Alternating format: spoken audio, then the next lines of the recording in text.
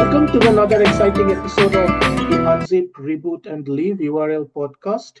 Today we have someone who is currently a group director, JIS Group of Educational Initiatives in Kolkata.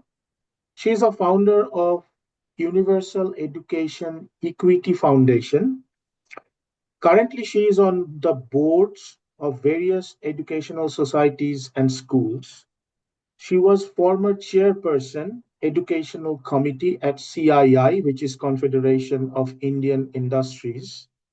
And she is also involved now with Indian Women Network, Bengal Chamber of Commerce, and Federation of Indian Chamber of Commerce and Industry.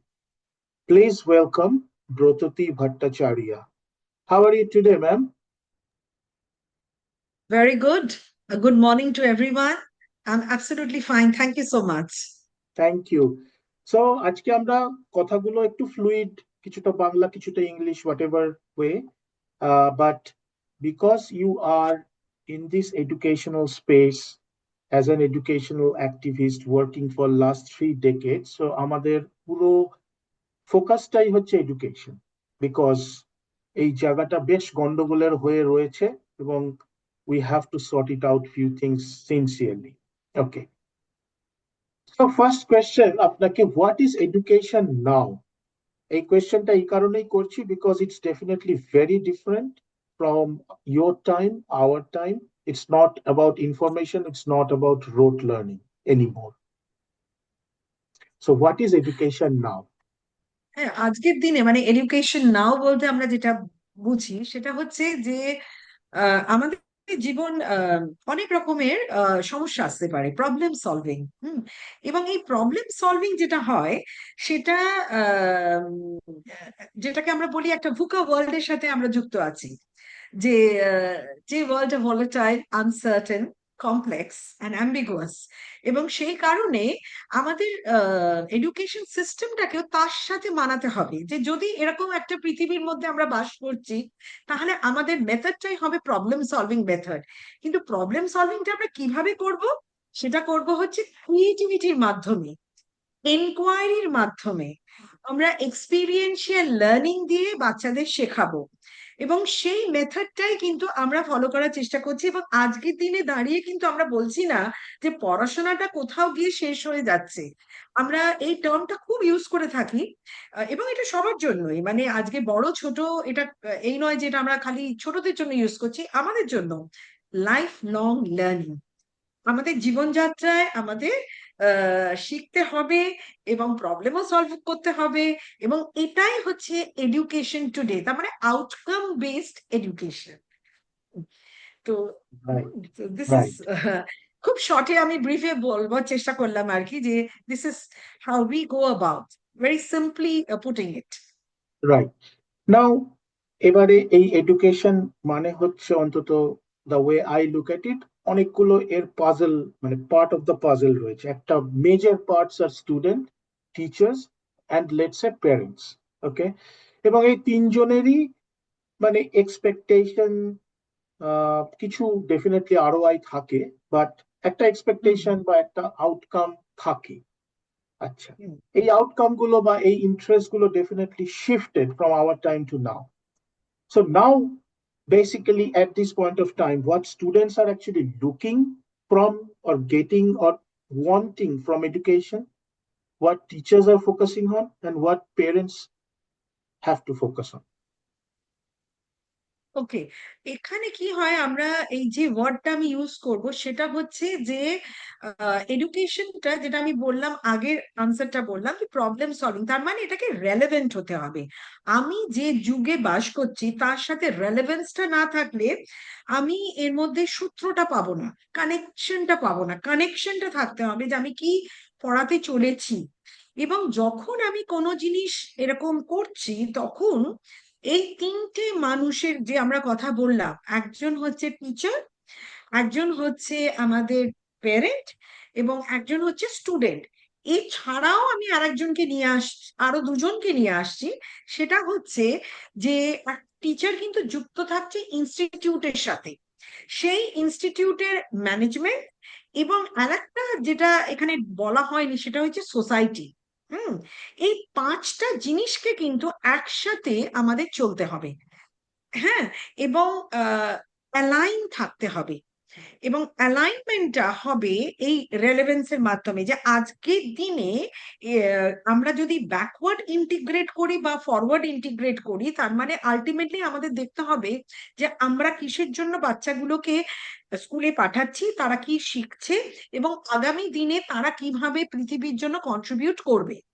তো সেটাই বলছি, backward integration and forward integration, এটা যদি আমাদের কাছে খুব clear থাকে, তাহলে বাচ্চাদের কেপেবিলিটি অনুযায়ী আমাদের ম্যাপিং করতে হবে যে তারা, তাদের মানে স্ট্রেংথ কি, তাদের কোন জায়গাগুলো ডেভেলপমেন্টের প্রয়োজন আছে, এবং সেইটা ধরে কিন্তু, সেই সূত্র ধরে কিন্তু আমাদের এগোতে হবে।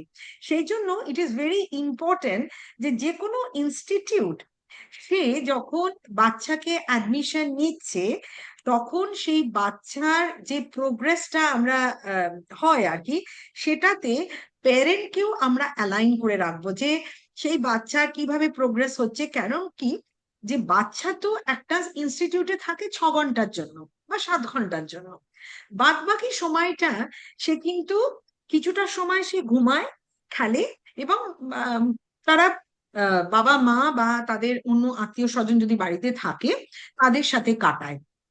সেই জন্য সেখানে যদি মিসম্যাচ হয়, তাহলে কিন্তু অনেক জিনিস সমস্যার মধ্যে কিন্তু আমরা পড়ে যেতে পারি। কারণ আমি হয়তো এমন কিছু জিনিস ডিসকাস করছি, সেটা বাড়িতে আবার অন্যত্র একটা আলোচনা হচ্ছে, সেখানে কিন্তু একটা বাচ্চা কনফিউজ হয়ে যেতে পারে। সেই জন্য অ্যালাইন থাকাটা কিন্তু খুব প্রয়োজন আছে আজকের দিনে।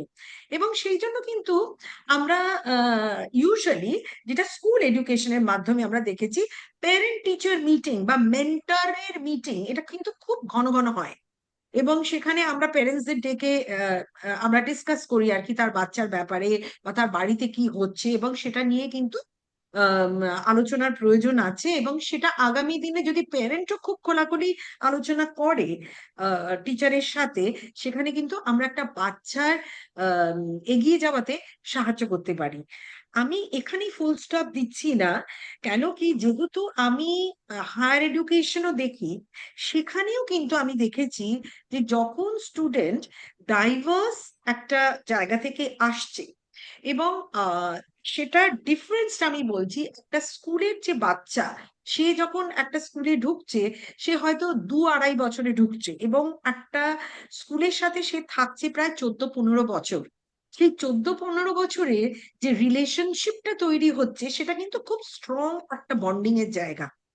এবং এই বন্ডিংটাকে আমাদের খুব কেয়ারফুলি নার্চার করতে হবে, কারণ এটাই কিন্তু রুট।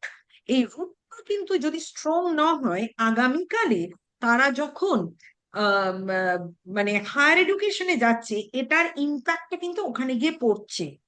সেই জন্য এই জায়গাটাতে আমরা যদি বাচ্চাগুলোকে সেই জায়গায় নার্চার না করতে পারি, তার ইম্প্যাক্ট ওই পরবর্তীকালে পড়বে। কারণ ওই সময়টা কিন্তু যে ফ্যাকাল্টিরা এই স্টুডেন্টকে পাচ্ছে, তাদের কিন্তু সময় খুব কম।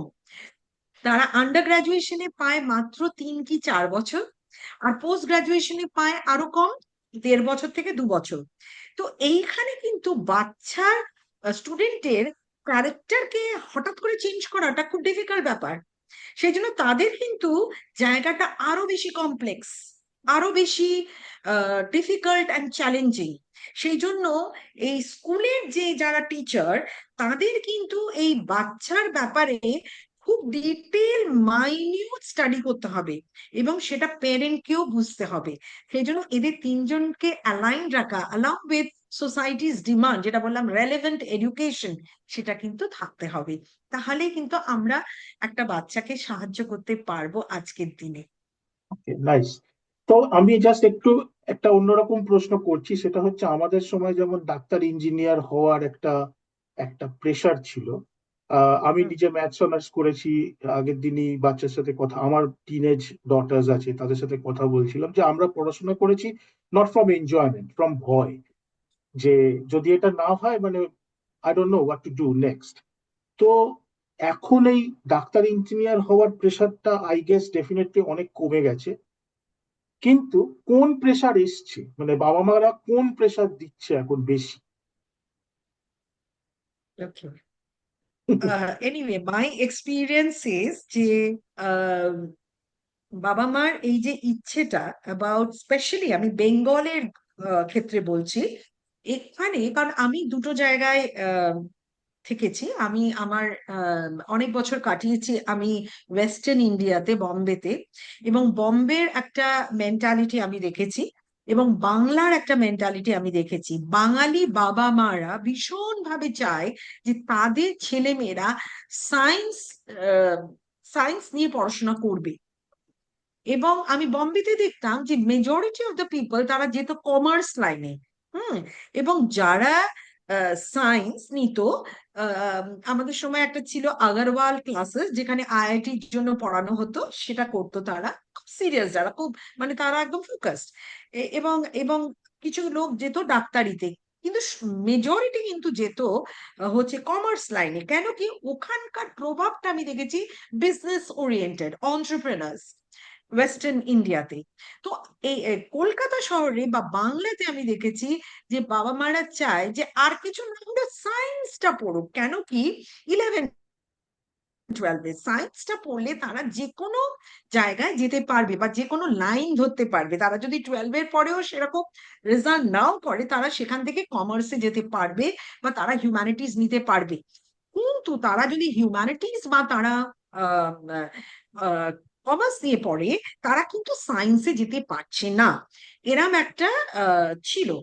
এখন যে চেঞ্জটা এনেছে আমাদের বিভিন্ন বোর্ড, যে এখানে অনেকভাবে কম্বিনেশন করে পড়া যাচ্ছে এবং it is not categorized as science, commerce আর হিউম্যানিটিজ, এরকম আলাদা কিন্তু ব্যাপার নেই। সেখানে কিন্তু অনেকটা ব্রডেন্ড হয়ে গেছে। তার মানে আমার যদি মনে হয় যে আমি ফিজিক্সের সাথে মিউজিক পড়বো, আমি কিন্তু পড়তে পারি। হুম। কিন্তু যে জায়গাটাতে গিয়ে সমস্যা হচ্ছে, তো এই জায়গাটাতে চাপটা সেখান থেকে একটু কম। এবং যেহেতু এই বাবা মারা অনেক আমি বলবো যে আরো বাবা মারা ইনভলভ হয়ে গেছে তাদের বাচ্চাদের সাথে। কেন কি আমি যদি আবার জেনারেশনটা দেখি, জেনারেশনটা তো মোর টুয়ার্ডস নিউক্লিয়ার ফ্যামিলি। তাদের হয়তো আগে দুটো তিনটে বাচ্চা হতো, এখন সেটা কনসেন্ট্রেট করে গেছে একটা বাচ্চায়।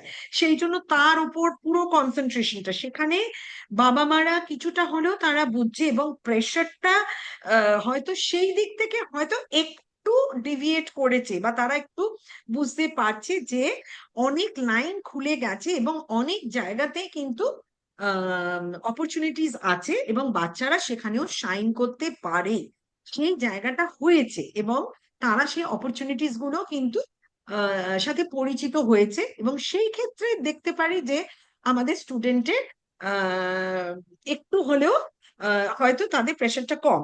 কিন্তু যে জায়গাটাতে প্রেশার আছে, এই যে প্রত্যেক বাবা মারই একটা ইচ্ছে যে তার বাচ্চাই সবচেয়ে এগিয়ে যাবে, মানে তার বাচ্চা সবেতেই ভালো করবে।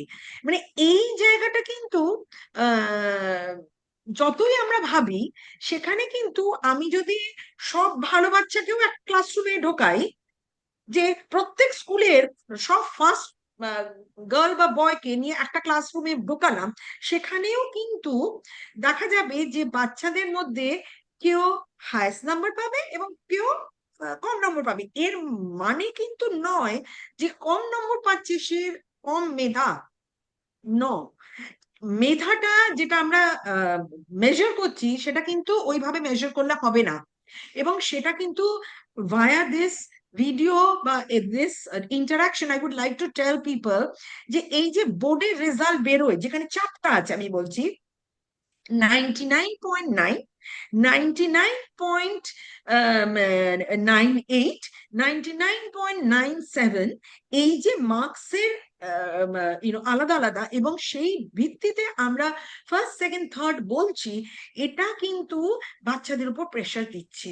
কেন বাচ্চা 0.01-এর জন্য আমি মিস করে গেলাম, এই জায়গাটা কিন্তু ভীষণভাবে। এবং কেউ কিন্তু কারোর চেয়ে কিছু কম নয়। সেই জায়গায় মানে এটা তো একটা কন্ট্রোল এক্সামিনেশন। এই কন্ট্রোল এক্সামিনেশনে হতেই পারে যে আমি ওই জায়গাটাতে কোনোভাবেই হয়েছি, তার জন্য কিন্তু কেউ খারাপ নয়। এই প্রেশারটা কিন্তু বাচ্চাদের মধ্যে ভয়ানক ভাবে ক্রিয়েট করছে, যেখানে কিন্তু বাচ্চা স্টুডেন্ট আমি বলবো নিজের মধ্যে এই যুদ্ধটা, সেই প্রেশারটা কিন্তু প্রোক্রাস্টিনেশন হচ্ছে। মানে সেখানে কিন্তু সে নিজেকে বুঝতে পারছে না, যাচাই করতে পারছে না যে কেন এই জিনিসটা হচ্ছে, কিসের জন্য। এবং আরেকটাও দেখতে হবে যে আমাদের দেশ বৃহৎ, এখানে প্রচুর মানুষ, এবং যত মানুষ সেই সংখ্যক যে ইনস্টিটিউট গুলো সেখানে কিন্তু কম। আজকে আমি যেগুলো মানে আমি বলছি যেখানে বাবা মারা পাঠাতে চায়, আজকে আইআইটি তে পাঠাতে চায়, আজকে আইআইএম এ পাঠাতে চায়, এবার যতগুলো মানুষ ততগুলো কি আমাদের ইনস্টিটিউট না? সেই ইনস্টিটিউট না হলে যারা পরীক্ষা দিচ্ছে তারা হয়তো কোনোভাবে তারা সেখানে পাচ্ছে না, কিন্তু তার মানে নয় যে সেটা কোনো অংশে কম। তারাও কিন্তু জীবনে যথেষ্টই তারা ভালো করবে, এবং ভালো তো করবেই। কিন্তু এখানে আমাদের পরীক্ষা সিস্টেম যেটা হয় সেটা বাচ্চাকে চাপে রাখে, প্রচন্ড ভাবে চাপে রাখে। সেই জায়গায় আমার মনে হয় অ্যাসেসমেন্ট সিস্টেম তাকে একটা চেঞ্জ করার ভীষণ ভাবে প্রয়োজন। হুম। এবং this is at every category আমার মনে হয়।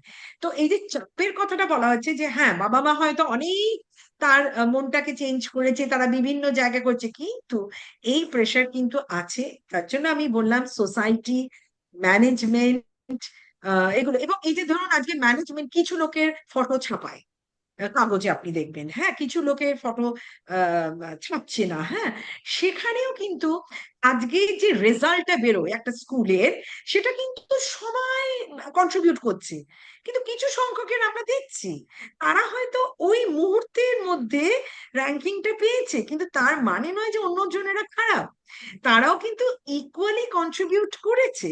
সেটা কিন্তু সবাইকে ভাবতে হবে। হুম। হুম যে হুম এই জায়গাটাতে না কোথাও না কোথাও আমরা হয়তো আহ, হচ্ছে যে আমরা মানে কোথাও না কোথাও এটা একটা মেন্টাল প্রেশার কিন্তু আমাদের বাচ্চাদের মধ্যে একটা আসছে। সেটা কি আগামী দিনের জন্য ভালো হচ্ছে? কেন এই এই যে ব্যাকগ্রাউন্ডটা নিয়েই কিন্তু আমরা একটা অফিস জায়গায় যাব, এই কম্পিটিশন মাথায় নিয়ে। হুম। সেটা একটা হিউম্যান রিসোর্স হিসেবে যখন আমি একটা মানুষকে দেখব, তখন সেটা কিভাবে ইম্প্যাক্ট করবে ইন দ্য রিলেশনশিপ, এটা কিন্তু দেখার দরকার আছে হুম আগামী দিনে। নাইস। ওকে। না, তো আমি এইখান থেকে আরেকটা জায়গায় আসছি, সেটা হচ্ছে যে মানে আজকের দুনিয়াতে কিন্তু মোটামুটি সব জায়গাতেই, maybe because hmm. Of US influence আপনি বলতে পারেন, we are obsessed with standardisation. ঠিক আছে? মানে ইয়েস। আমার পার্সোনালি পরীক্ষা ব্যাপারটা নিয়ে প্রচন্ড একটা অস্বস্তি ছিল। পরীক্ষা আবার কি? নিজের থেকে নিজেকে উন্নতি করতে হবে। আর এই মানে সেই জন্য আমি এই কম্পিটিশন ডিবেট এই জিনিসগুলোতে কোনোদিন কমফোর্টেবল ছিলাম না। এখন হয়তো ক্ল্যারিফাইড হয়েছে, বুঝতে পারি নিজের মধ্যে যে I don't like that competition as such. তো কিন্তু দুনিয়া অবসেসড হচ্ছে স্ট্যান্ডার্ডাইজেশন। সো আমরা এই পার্সোনালাইজড বা লার্নার সেন্ট্রিক টিচিং, যেটা যেটা অ্যাবসলিউটলি ইন্ডিভিজুয়াল, নট মানে একদম গ্রুপ লেভেলে, সেই দিকে ধীরে ধীরে কি করে মানে আপনি যেহেতু অ্যাডমিনিস্ট্রেটর, আপনার চোখ দিয়ে দেখেন যে এই জিনিসগুলো পসিবল। কিছু কিছু জায়গা তো সত্যি পসিবলই নয়, কিন্তু অনেক জায়গা হয়তো পসিবল। সেটা যদি একটু বলেন। হ্যাঁ, এখন তো মানে আমি যদি এখন আবার কিছু লার্নিং মানে আমি কিছু ওয়ার্ডস ইউজ করি, সেটা হচ্ছে কনস্ট্রাক্ট করে লার্ন করা, যেটা বলি কনস্ট্রাকটিভিজম। হুম। তো সেখানে আমাদের যেটা সবচেয়ে সুবিধে হয়েছে এবং সেটা আমরা কোভিড এর মাধ্যমে দেখেছি, সেটা হচ্ছে আইসিটি ইউজ করা, মানে ইনফরমেশন কমিউনিকেশন টেকনোলজি। এটা অনেক বছর ধরে ট্রাই করা হচ্ছে, কিন্তু সামহাও আমরা এটাকে ইউজ করিনি, কিন্তু এর অনেক ভালো গুণ আছে। এবং সেখানে আমরা কোভিড এর সময় যেটা ইউজ করেছিলাম সেটা হচ্ছে যে এই যে মাধ্যমে আমরা আজকে কথা বলছি, অনলাইন মোড। এবং এই অনলাইন মোডের কিন্তু অনেকগুলো এরিয়া আছে যেটা লার্নার সেন্ট্রিক, মানে ওয়ান টু ওয়ান যে লার্নিংটা। এবং সেটা কিভাবে সুবিধে, সেটা হচ্ছে আমাদের সবার একটা ব্রেন ম্যাপিং যেটাকে আমরা বলি, যে একটা স্টুডেন্ট সে ইউনিক, এবং তার তার যে কেপেবিলিটিস বা স্ট্রেংথ, উইকনেস, অপরচুনিটি, বা আমরা সেটাকে যদি SWOT অ্যানালিসিস করি, তাহলে কিন্তু আমরা কিভাবে একটা বাচ্চা এগোতে পারে সেটা কিন্তু আমরা বার করতে পারি।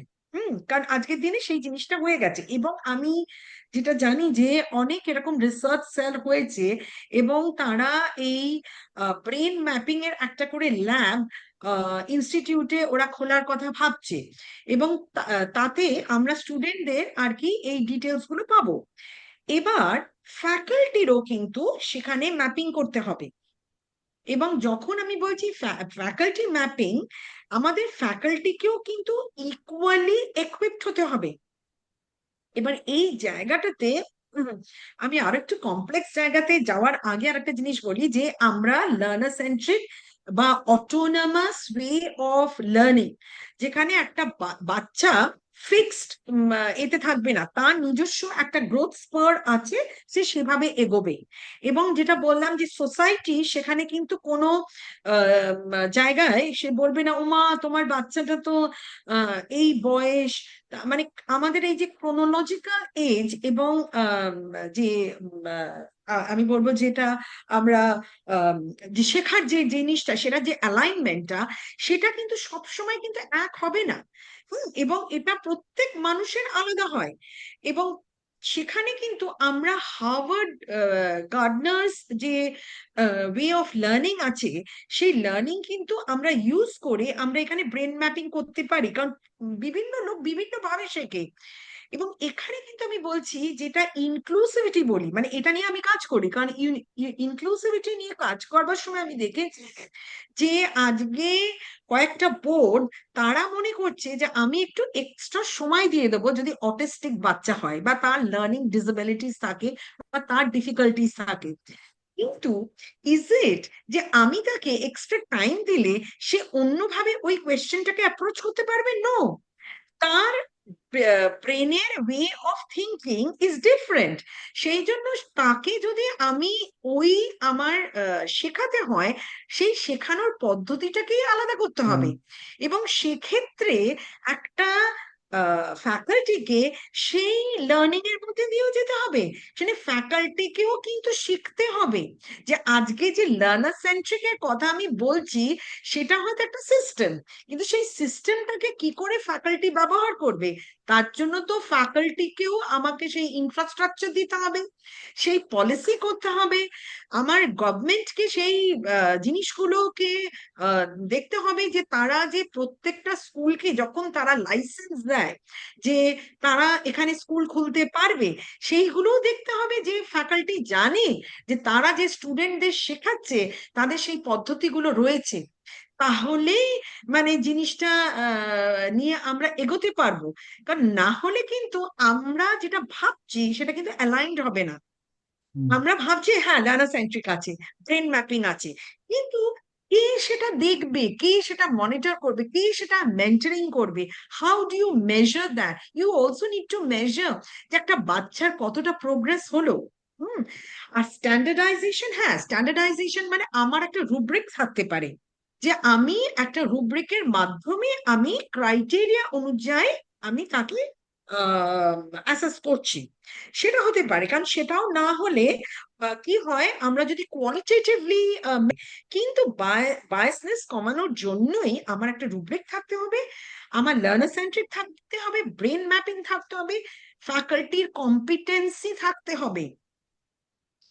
ফ্যাকাল্টির কম্পিটেন্সি যদি না থাকে, প্লাস ফ্যাকাল্টিকে কিন্তু আপগ্রেড করতে হবে, তার জন্য আমাকে একটা যেরকম আমি গাড়ির লাইসেন্স দিই প্রত্যেক 5 বছরে, ঠিক সেরকম ভাবে ফ্যাকাল্টিকেও কিন্তু সেই পরীক্ষায় বসতে হবে যে আমি যে যে উন্নতি হয়েছে তার সাথে আমি পরিচিত কিনা। এই পরিচিতি যদি আমার না থাকে, তাহলে আমি কি করে স্টুডেন্টকে আমি শেখাবো? আমি মানে মান্দাতা আমলের যা জিনিসগুলো হয়ে যাচ্ছে আমি সেটাই করাচ্ছি, তাহলে কিন্তু সেই জিনিসগুলো কিন্তু হবে না, মানে এবং আউটকাম বেস লার্নিং। এটা হবে হ্যাঁ, না। এবং মানে এইটা কিন্তু আমি এখন দেখছি যে আমার বাচ্চার ক্ষেত্রেও, মানে আমরা যখন স্কুল কলেজে ছিলাম তখন মানে বলতে অসুবিধা নেই, it's a very open secret, কিছু টিচারের পড়ানো ভালো লাগতো, কিছু টিচারের পড়ানো অসহ্য লাগতো। এবং সিমিলারলি ইন ইউনিভার্সিটিজ, এবং এখন আমার বাচ্চাদের ক্ষেত্রেও তাই দেখি আমি। মানে কিছু তাদের পড়ানো ভালো লাগছে, কিছু তাদের পড়ানো ভালো লাগছে না, বা it's just like pathetic experience for them.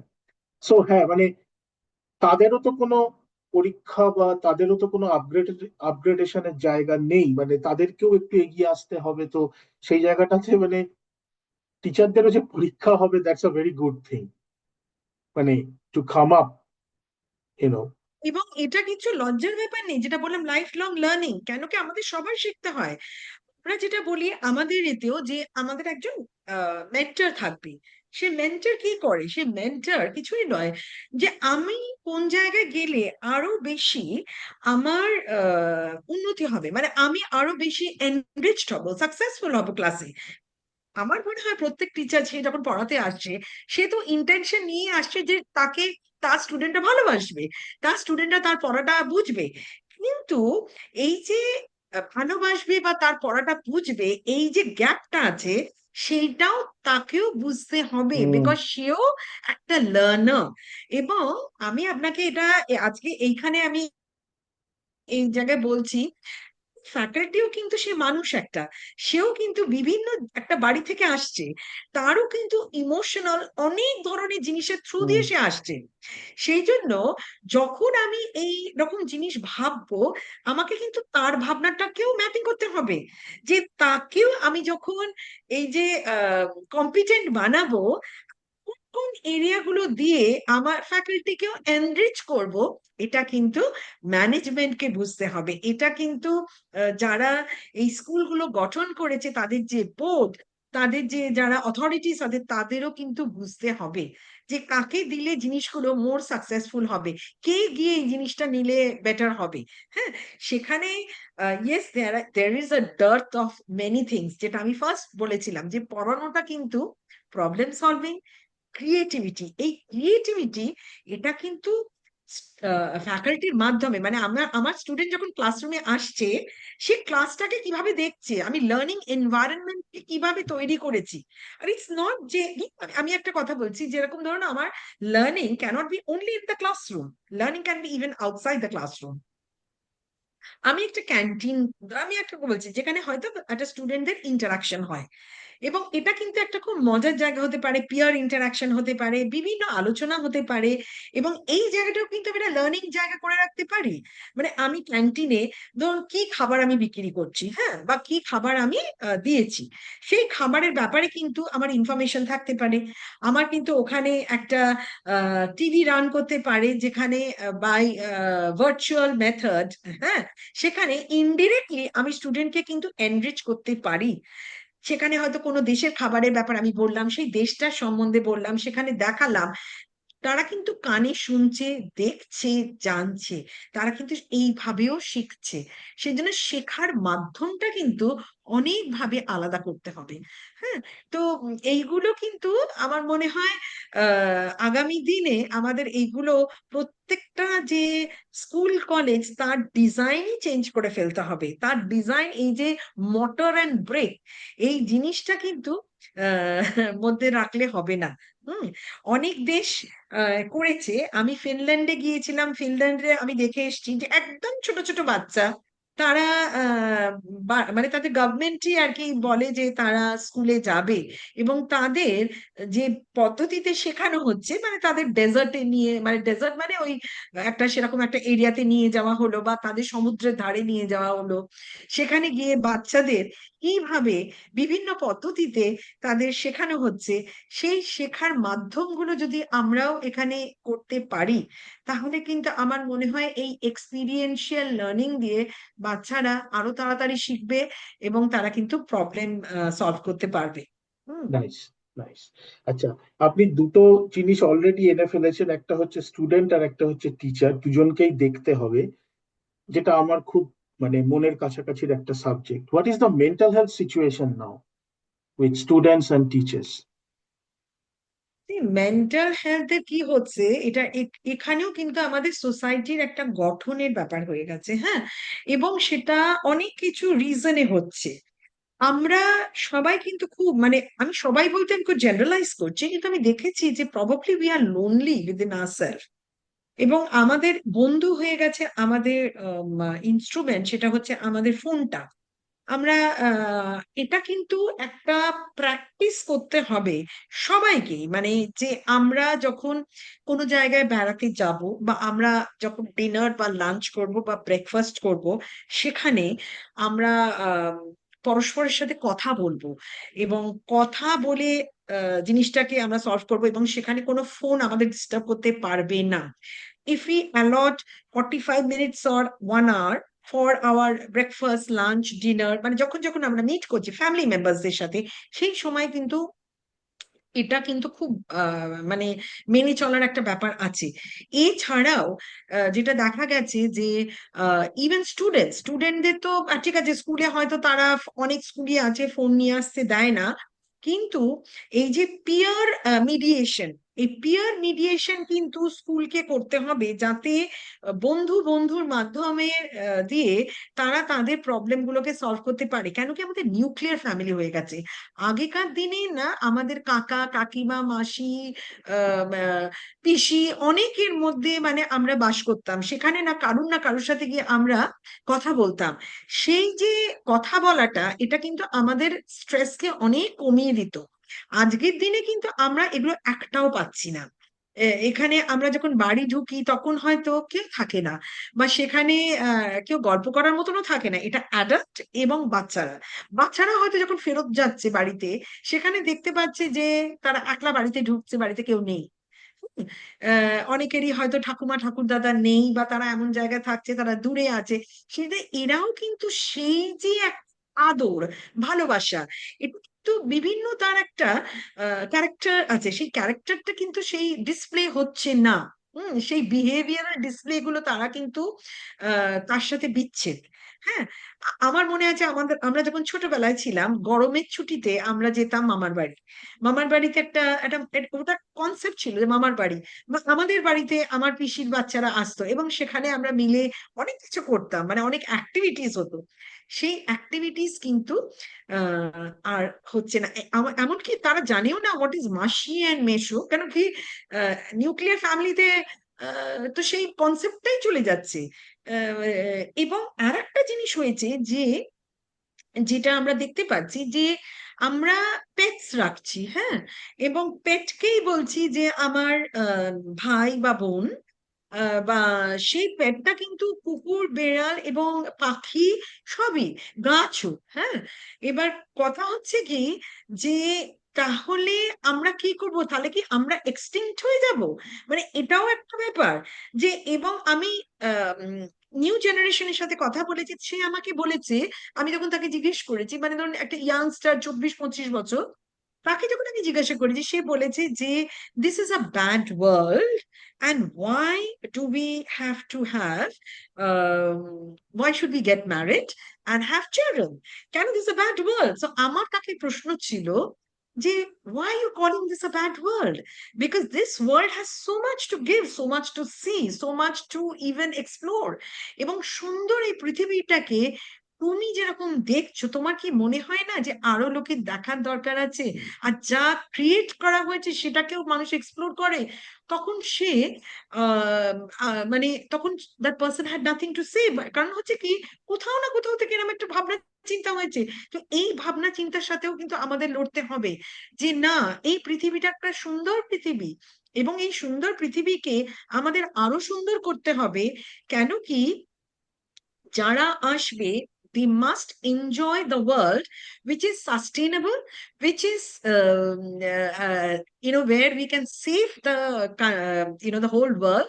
মানে সেখানে আমাকে এনার্জি সেভ করতে হবে, এগুলো মাধ্যমে পড়াতে হবে যে we should keep this world as the best place, এবং there are lot of things to see and relate to, যেখানে বাচ্চারা আনন্দ পাবে। এই সূত্রে আমি বলছি, আমি আর একটা জিনিস যেটা আনতে চাই, যে মানুষ ক্রিয়েটিভ ছিল, কিন্তু ক্রিয়েশন গুলো চেঞ্জ হয়েছে। কিরকম ভাবে চেঞ্জ হয়েছে না, আগের দিনে আমরা দেখেছি যে আমরা যদি মানে গ্রিস শহরে চলে যাই বা ইজিপ্টে যাই, এখানে প্রচুর প্রচুর আমরা জিনিস দেখতে পাই যেগুলো মানুষ দেখতে যায়। এগুলো তো মানুষেরই ক্রিয়েশন। বা আমাদের যে পুরীর মন্দির, পুরীর মন্দির যে আজকে এত সুন্দর, সেটা তো কভার্ড ছিল, সেটা তো আমরা জানতাম না। হ্যাঁ, এবং আজকের দিনে আমরা জানতে পারছি যে যে মন্দিরটা মোড়া ছিল, সেই ওটা খুলে গেছে, এখন খুলছে, এবং উই ক্যান সি দ্য সৌন্দর্য। For a number of reasons ওটাকে ওরকম ভাবে বন্ধ করে রাখা হয়েছিল। এই যে মানুষগুলো করেছিল, তারা ক্রিয়েটিভ ছিল। ক্রিয়েশনটা এখন অন্য একটা মিনিং নিয়েছে। এখন তারা মোবাইল ফোন ক্রিয়েট করছে, এখন তারা বিভিন্ন আরো জিনিস ক্রিয়েট করছে, যার জন্য, এবং এই যে ক্রিয়েট করছে, ক্রিয়েশন কিন্তু কমবে না। কেন, মানুষ মাত্রই সে ক্রিয়েট করবে এবং সে নতুন নতুন জিনিস আনবে, এবং সেটাই কিন্তু আমাদের একটা এগিয়ে যাওয়ার একটা সূত্র, যে change will come, change will be there. চেঞ্জের সাথে নিজেদের মানাতে হবে, ভ্যালুস দিতে হবে। আমি না VUCA ওয়ার্ডটাকে একটা আলাদা অ্যাক্রোনিম হিসেবে ব্যবহার করি, এবং সেটা বলি, VUCA is all about values, understanding of people, এবং কানেক্টিং পিপল। যেখানে we can collaborate, and it is not ambiguous, it is adaptation, because that helps us to move forward. So this is something that we have to relate and tell our children, Nice. and make them fearless, যে কোনো চিন্তা নেই, every solution is there, নিজের মধ্যে সেই solution আছে, এবং ওটাই নিজের মনই ভিতর থেকেই কিন্তু ইনটিউশন উইল টেল ইউ যে how you can solve this problem. তার জন্য আমার মনে হয় এই আন্ডারস্ট্যান্ডিং ব্যাপারটা মানুষের মধ্যে ভীষণ ভাবে আনতে হবে, এবং all of us, be it adults, be it children, all of us need people to talk to, মানে আমি বলবো, to cry on the shoulder. Yes, at times we need to cry, because that is also how you can show your emotion, and nothing is wrong. এবং আমরা বলি না যে ছেলেরা কাঁদবে না, অফকোর্স ছেলেরা কাঁদবে, কেন কাঁদবে না? তার মধ্যেও ইমোশন আছে, সেও কাঁদবে, সেও তার দুঃখের কথা বলবে। So I think these are things that needs to B discussed, এবং এগুলো যদি আমরা স্কুলে করি, ওপেন আপ করি, আমার মনে হয় there will be equity, there will be also inclusivity. এবং এটা কিন্তু আগামী দিনে আমাদের যেটা বলি মডার্ন এডুকেশন, সেটা কিন্তু আমাদের সাহায্য করবে। Nice. Okay. Okay. Now, another thing which is also kind of coming like a mayhem, which is AI.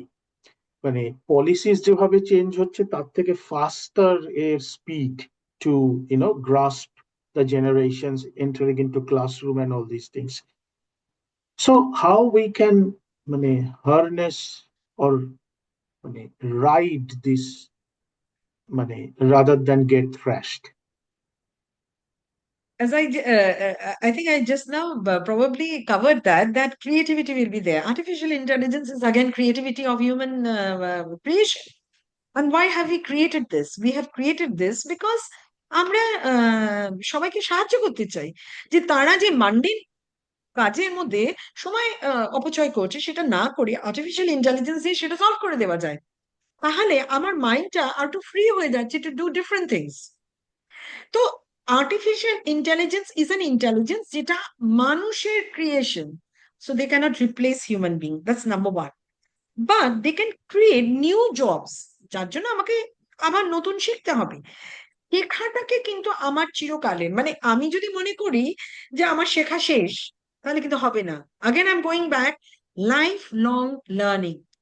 As long as I live, the formula is I have to keep learning. Hmm. নতুন জিনিস আসবে, নতুন জিনিস শিখতে হবে, এবং এটা আনন্দ সহকারে শিখতে হবে। এইটা কিন্তু একটা প্র্যাকটিসের মধ্যে আনতে হবে। সো আর্টিফিশিয়াল ইন্টেলিজেন্স ইউজ করতে হবে এথিক্যালি। মানে আমি যদি আর্টিফিশিয়াল ইন্টেলিজেন্স ব্যবহার করে কিছু করি, then I must go and say যে I have use this, artificial intelligence has help me. আজকে আমি একটা মিনিটস অফ দ্য মিটিং করছি, সেখানে আমি কিছু পয়েন্টস লিখে দিলাম, এবং সেখানে লেখার পরে সেটা যখন আমি একটা একটা রূপ দেওয়ার চেষ্টা করছি, এটা ডিজাইন করছি, সেটা আমাকে আর্টিফিশিয়াল ইন্টেলিজেন্স হেল্প করতে পারে। হ্যাঁ, এবং সে যদি হেল্প করে, there's nothing wrong in it। আমার তো তাড়াতাড়ি হয়ে যাচ্ছে, কারণ আমি যে এডিটিং এর টাইমটা দেব, সে এডিটিং টাইমটা আমার সেভ হয়ে যাচ্ছে, হুম, তাই নয় কি? এবং সেখানে কিন্তু আমি এই যে এডিট করে দিল, সেটার মাধ্যমে কিন্তু আমার একটা শেখা হলো যে আচ্ছা এইভাবে আমি যদি ওয়ার্ড গুলো ইউজ করি, it sound so nice. So I think we need to be frank, candid, যে yes we've use this. Hmm, এবং সেখানে আমি কথার কথা বলছি, মানে if I look at selection of people, recruitment, artificial intelligence is definitely helping, because আমরা pattern খুঁজে পাচ্ছি, এবং আর্টিফিশিয়াল ইন্টেলিজেন্সের মাধ্যমে কিন্তু এই লার্নার সেন্ট্রিক এগুলো আমরা ইউজ করতে পারবো, যেটা আমাদের, হ্যাঁ, এই সিমিউলেট করবে। এবং সেখানে আমি হয়তো একটা পড়াচ্ছি, আমি হিস্ট্রির একটা পোর্শন পড়াচ্ছি। এবার হিস্ট্রির পোর্শন যখন আমি পড়াচ্ছি, আমি হিস্ট্রির মাধ্যমে আমি কনসেপ্ট ডেভেলপ করতে চাই। সেখানে আমি ম্যাথস নিয়ে আসলাম, সেখানে আমি জিওগ্রাফি নিয়ে আসলাম, আমি ফিজিক্স, কেমিস্ট্রি, বায়োলজি সব নিয়ে আসলাম। সেটাকে আমি স্টুডেন্ট ম্যাপিং করে কিভাবে তার মতন করে আমি জিনিসটাকে সাজাবো, এবং I will be able to assess that student, সেটা তো সম্ভব আর্টিফিশিয়াল ইন্টেলিজেন্স আমাকে করে দেবে। So why will I not use artificial intelligence? I should be using. But once again, I must say that that needs to be learned. So it should be part of my curriculum. The way it should be part of the curriculum of the student, it should be also part of the curriculum of the faculty. হুম, যে হুম। তাকেও জানতে হবে, তার জানাটাও কিন্তু is very important. আমি কি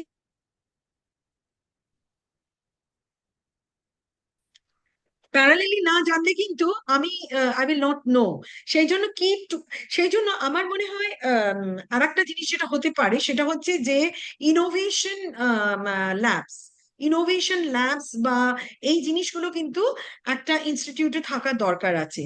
যে there should be these labs, যেখানে নতুন নতুন জিনিসগুলোর সাথে পরিচয় হবে বা পরিচয় করা উচিত। এটা কিন্তু দরকার আছে। Right, hmm, okay. এবারে মানে you hmm. Have already written spoken and this is also been done about morality in education, okay. আমরা এই এথিক্স, এমপ্যাথি, ভ্যালিউস, এই জিনিসগুলোকে কিন্তু মানে অ্যাপার্ট ফ্রম সোশ্যাল অ্যাক্টিভিটি শিখতাম না, কিন্তু এখন মনে হচ্ছে যে মডার্ন এডুকেশনে এগুলোকেও কোথাও একটা শেখানোর মানে জায়গা এসছে। বা আদারওয়াইজ মানে all this hyper active tools can do many not so ethical things. তো এইখানেই এথিক্স, এমপ্যাথি, ভ্যালুজ, এই জিনিসগুলোকে কি মডার্ন এডুকেশন মানে ইন্টিগ্রেট করার চেষ্টা করছে, বা how far we are from that? Right. আমি এই ভ্যালুজ এর যেটা আমরা বলছি, আমরাও কিন্তু ছোটবেলায় আমাদের ছিল মরাল সায়েন্স। হুম। এবং আমাদের ঈশপস ফেবল দিয়ে অনেক জিনিস বোঝানো হতো। হুম। এবং আই মাস্ট সে যে বিবেকানন্দ আজ থেকে 150 বছর আগে যে মাধ্যমে ভ্যালুর কথা বলে গেছে, সেই ভ্যালু জিনিস কিন্তু আমরা আজকে ওনারই লেখার থেকে করছি। বিভিন্ন স্কুল কিন্তু এটা করছে, তার মানে আমি যদি 150 বছর আগেও যাই, this was part of life. Yes. আমাদের ছোটবেলা থেকেই শেখাতে হবে যে আমরা ভ্যালু বলতে কি বোঝায়। হুম। সেখানে এই যে রেসপেক্টের কথা বলা হয়, respect towards not only people, about everything.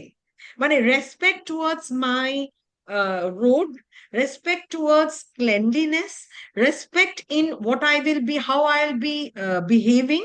হুম।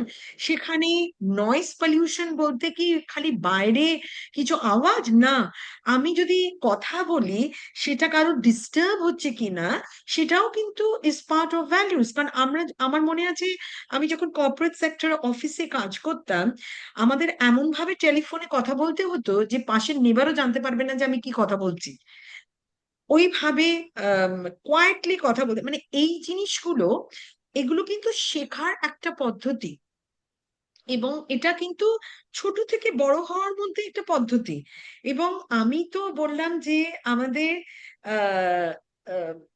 খালি টিচারদের শিখতে হবে, কিন্তু এখানে কিন্তু বাবা মারও কিন্তু ক্লাস করতে হবে যখন তাদের বাচ্চারা স্কুলে পড়ছে।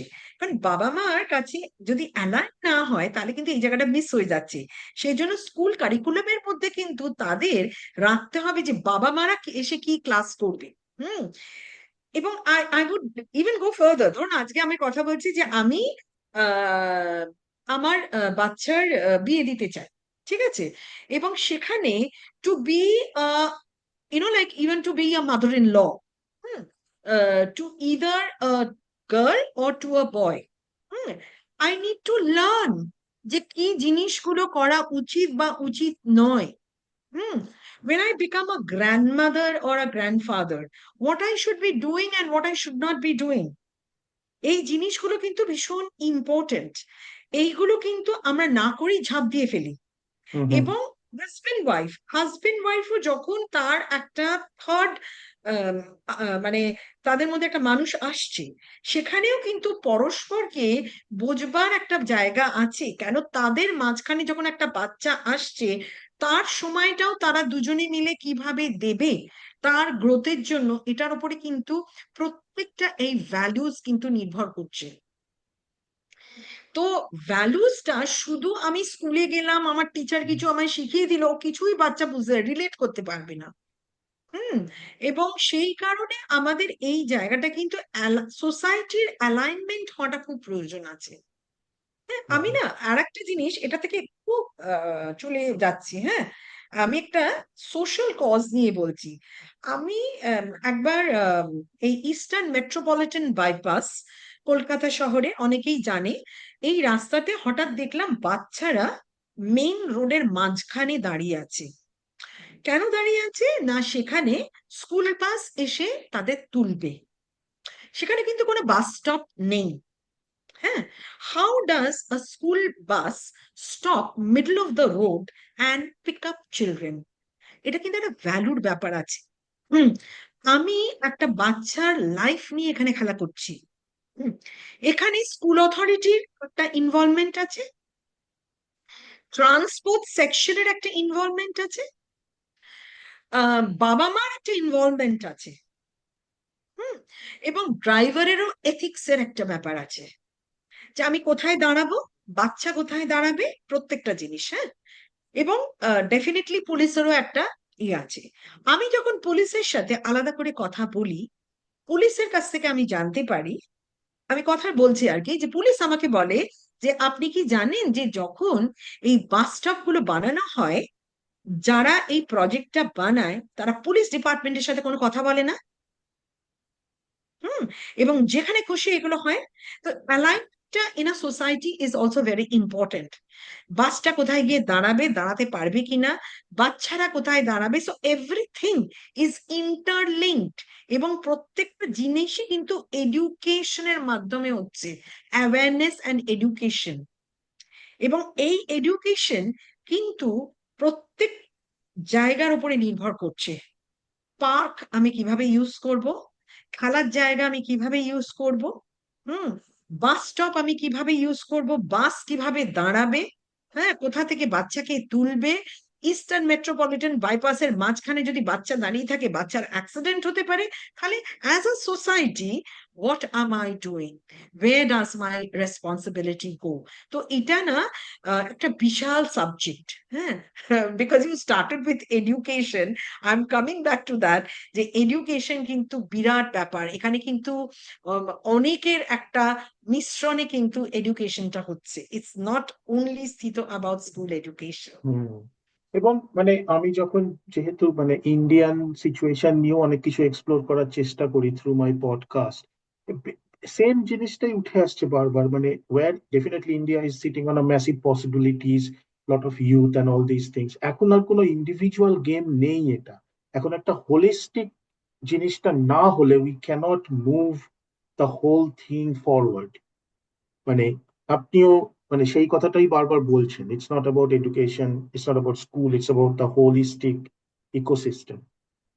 ট্রু। কেন কি এটা না, আমি যদি বাস ড্রাইভারের সাথে আলাদা করে কথা বলি, আমি হয়তো দেখবো যে সে আহ, সে তার দিক থেকে হয়তো সে এটা ভাবেইনি।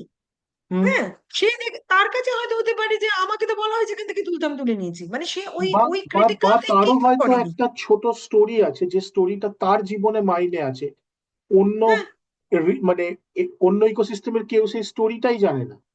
জানি না, সেটা জানি না। হ্যাঁ, হ্যাঁ। তো মানে তা সেই সেই জায়গাটাতে মানে আমরা যেরকম বিদেশে দেখি যে একজন ড্রাইভার 8 ঘন্টার বেশি গাড়ি চালাতে পারে না, তাকে মনিটরিং হয়। এবং এটাও আমি দেখেছি যে আমি একজনকে যখন বলেছিলাম যে আমাকে কি এই জায়গাটা নামিয়ে দে, বললো ম্যাম আমি যদি নামাতেও চাই আমাকে পুলিশ ধরবে, সো আমি আপনাকে নামাতে পারবো না, because it is going beyond that 8 hours.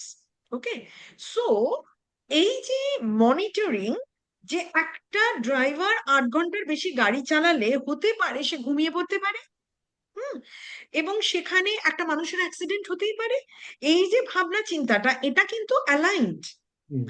একটা ড্রাইভার, আমাদের এখানে বাসের ডিজাইন হচ্ছে ড্রাইভার উপরে বসে, সে নিচে কি হচ্ছে সে দেখতেই পায় না। বিদেশে গিয়ে দেখা যায় যে ড্রাইভারের সিটটা নিচের দিকে বাসে। এই যে design the bus makes a lot of sense. কেন আজকে যে বাসের ড্রাইভার সে যদি নিচে বসে, সে দেখতে পাবে মানুষগুলো কোথায় যাচ্ছে, বা তার সামনে যে গাড়িটা তার হাইটটা নিচে, সে কতটা দূরে, তাহলে সে সেখানে কিন্তু বাঁচতে পারে। এখানে কিন্তু আমরা সেভাবে ডিজাইনিং করছি না, সে ডিজাইনিং এই ভুল হয়ে যাচ্ছে। তো এইটা খুব দরকার।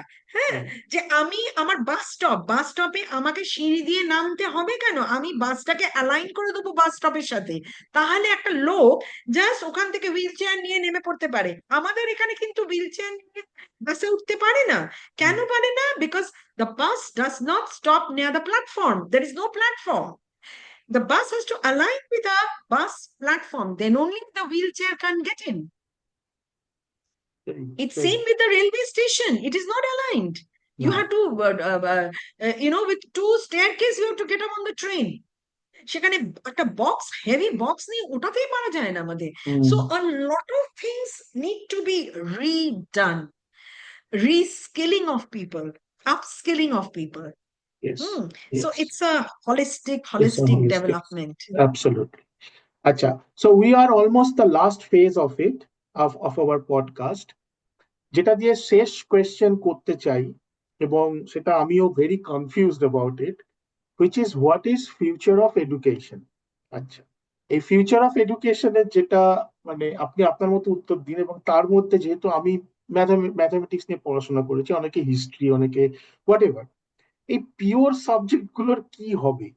মানে will, like down the line anybody will do it, or everybody will be sucked into some vocational courses or the others? So what is future of education? খুব সিম্পলি আমি বলছি, ইটস ইন্টারডিসিপ্লিনারি অ্যান্ড মাল্টিডিসিপ্লিনারি। এবং এই যে interdisciplinary and multidisciplinary কথা বলছি, সেটা হচ্ছে আমি খুব সিম্পলি বলছি, মানে আমার খুব সিম্পল ভাবে বলবার চেষ্টা করছি। আই এম লুকিং অ্যাট আমি যদি এটাকে আমি একটা এক্সাম্পলটা দিই খাবার দিয়ে। হুম, যে I am having egg poach, I'm having a toast, having a little bit of maybe potatoes, and maybe তার সঙ্গে আমি হয়তো আর কিছু দিচ্ছি আলাদা আলাদা করে। তার মানে হচ্ছে আমি কমপ্লিমেন্ট করছি ডিফারেন্ট সাবজেক্টস পোচের সাথে। ওকে, এক পোচের সাথে আমি আরেকটা জিনিস করলাম ইন্টারডিসিপ্লিনারি। আমি কি করছি, ডিমটার সাথে আমি পেঁয়াজ, সব বিভিন্ন ভেজিটেবলস মিক্স করে আমি একটা ফ্রেঞ্চ টোস্ট বানাচ্ছি। হুম, সেটা আমি ইন্টারডিসিপ্লিনারি করে দিলাম। সো আমাদের এডুকেশন সিস্টেমটাও কিন্তু ওইভাবেই যাবে। কিছু সময় আমরা এটাকে মিক্স করে করব, আর কিছু সময় আমরা কমপ্লিমেন্টারি করব, কোথায় কোথায় কিভাবে কাজে লাগাতে পারি। ডেফিনেটলি আমাদের পিওর থাকবেই। আমার তো ম্যাথস লাগছে, স্ট্যাটিস্টিক্স লাগছে, সায়েন্স লাগছে, সবই লাগছে। হুম, কিন্তু কোথায় আমরা এটাকে মাল্টিডিসিপ্লিনারি হিসেবে ইউজ করব, আর কোথায় আমি ইন্টারডিসিপ্লিনারি হিসেবে ইউজ করব, সেটা কিন্তু আম, জায়গা বুঝে আমাকে ইউজ করতে হবে। এবং সেখানে কিন্তু wisdom will be there, and people have to make their planning, and according to the requirement people have to use it. So purity তো থাকবেই, সেটা থাকবে না এটা তো হতে পারে না। সেটাকে আলাদা আলাদা ভাবে লোক যেরকম হিস্ট্রি নিয়ে পড়াশোনা করছে, জিওগ্রাফি নিয়ে পড়াশোনা করে, সেটা থাকবেই। কিন্তু অ্যাট দ্য সেম টাইম আমি কনসেপ্ট ডেভেলপ করতে পারি, যেটা আমি বললাম যে আমি একটা সাবজেক্টের মাধ্যমে আমি অনেক কিছু বোঝাতে পারি। কেন বোঝাচ্ছি না, সেটাকে আমি রিলেট করার জন্য, যে এক যে একটা সাবজেক্টের সাথে কিন্তু অনেক কিছু মিশেও আছে। হুম, এবং আমি এখানে একটা এক্সাম্পল আনছি খুব ছোট করে, যে আমি ইউকে তে যখন একবার যাই এবং সেখানে গিয়ে একটা স্কুলে ভিজিট করি, সেখানে ভিজিট করে দেখলাম একটা মানে আমাদের লাঞ্চ দেওয়া হয়েছে, এবং লাঞ্চটা সার্ভ করছে একটা বাচ্চা। বাচ্চাটার বয়স হবে 12 কি 13।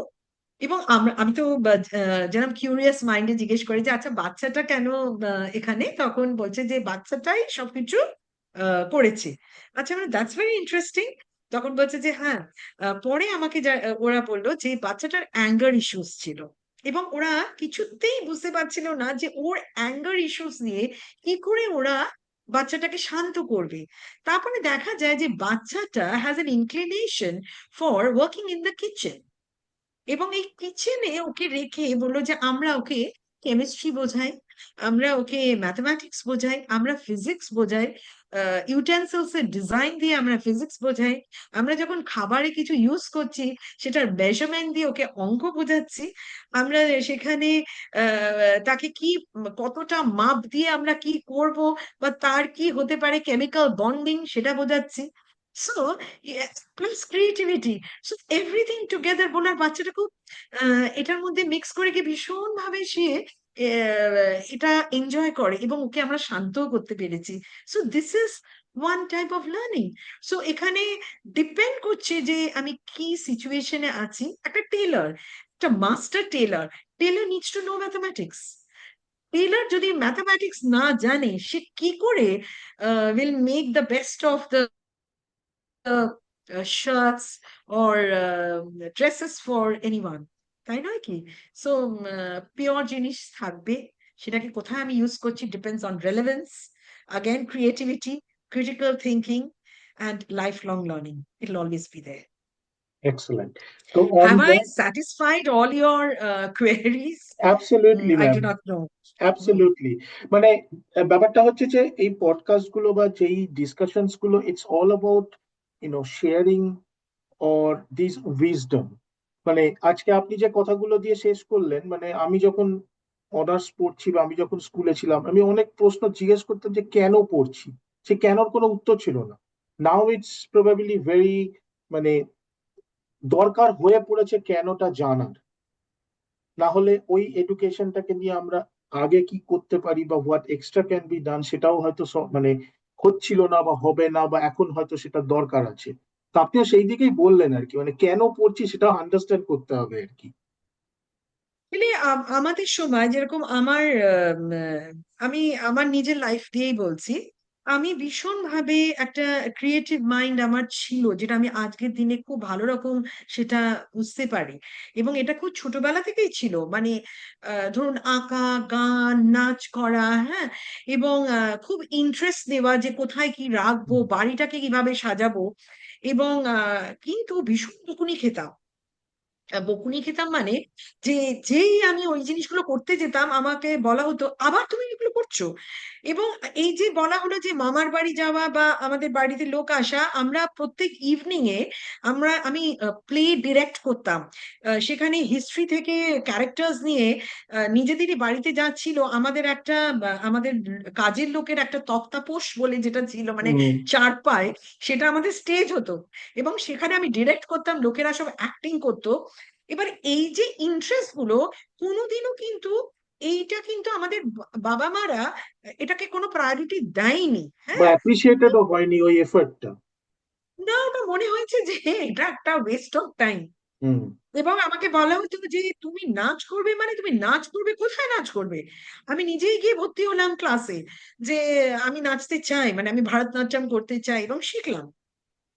যখন শিখলাম শিখলাম, সেটা নিয়ে কোনো কোয়েশ্চেন নেই, কিন্তু এইগুলো নিয়ে একটা সোসাইটির মধ্যে, মানে মোর দ্যান মাই প্যারেন্টস, আমি বলছি রিলেটিভসরা ভীষণ ভাবে প্রশ্ন করতো যে এটা কেন করা হচ্ছে বা কিসের জন্য। কিন্তু আগামী দিনে আমার কিন্তু, আমি বলবো না কোনো কিছুই ওয়েস্ট গেছে। I have utilise that in many ways, মানে আমি আমার কাজের দিক থেকে বিভিন্নভাবে এগুলোকে অ্যাপ্লাই করে দিয়েছি। হ্যাঁ, এবং সেখানে কিন্তু I have actually gain lot of satisfaction. এবং আমার মনে হয় বয়সটা কোনো ফ্যাক্টরি নয়।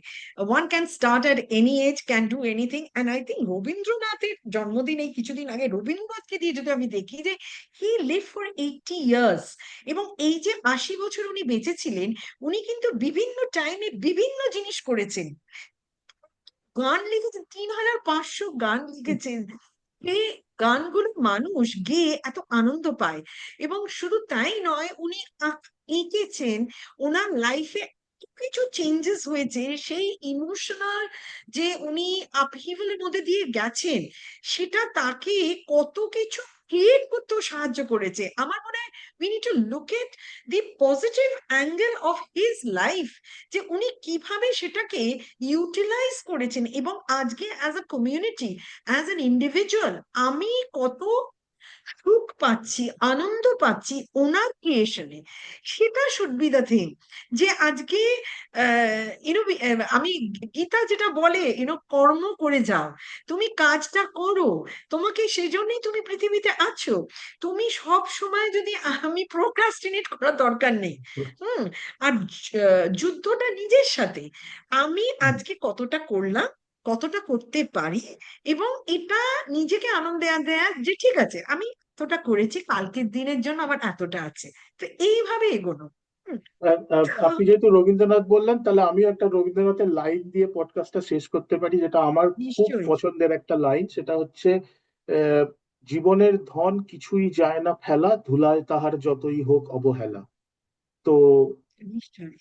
তো মানে যাই একদম। করা আছে তার একটা পজিটিভ কিছু আছে, সেটার কন্ট্রিবিউশন বা ম্যানিফেস্টেশন হয়তো ইনস্ট্যান্টলি আমরা দেখতে পাই না, কিন্তু আগামী দিনে দেখতে পাই। হবেই, হতে হবে, বাধ্য। হতে বাধ্য। Thank you. So on that, thank you so much. as you know, if you want to live your life in your own terms, this is the right place. This is URL Podcast. Thank you, Pratiti ma'am. Thank you for your time. Thank you so much.